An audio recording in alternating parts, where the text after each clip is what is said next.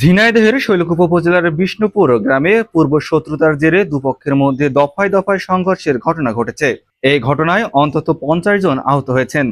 Mind care counselling and psychotherapy centre.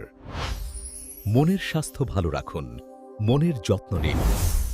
ভাঙচুর করা হয়েছে কয়েকটি বাড়িঘরও। আজ বৃহস্পতিবার সকালে উপজেলার বিষ্ণুপুর গ্রামে এই সংঘর্ষের ঘটনা ঘটে। স্থানীয় সূত্রে জানা যায়, দীর্ঘদিন ধরে এলাকায় আধিপত্য বিস্তার এবং পূর্ব বিরোধকে কেন্দ্র করে ইউপি সদস্য কফিল মেম্বার ও সাবেক ইউপি চেয়ারম্যান মতিয়ার রহমানের সমর্থকদের মধ্যে উত্তেজনা বিরাজ করছিল।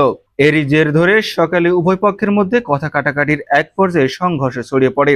এ সময় দুই পক্ষের লোকজন দেশীয় অস্ত্র, লাঠিসোঁটা ও ইটপাটকেল নিয়ে সংঘর্ষে জড়িয়ে পড়ে। সংঘর্ষে উভয় পক্ষের অন্তত 50 জন আহত হন।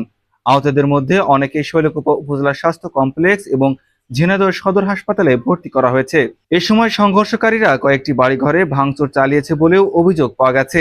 ঘটনার খবর পেয়ে আইন শৃঙ্খলা বাহিনীর সদস্যরা ঘটনাস্থলে পৌঁছে পরিস্থিতি নিয়ন্ত্রণে আনে। শৈলকুপা থানার উপপরিদর্শক নাজমুল খান জানান, পূর্ব বিরোধের জের ধরেই এই সংঘর্ষের ঘটনা ঘটেছে। বর্তমানে পরিস্থিতি শান্ত রয়েছে এবং এলাকায় পুলিশি নজরদারি জোরদার করা হয়েছে। আল আমিন, নবগঙ্গা টিভি।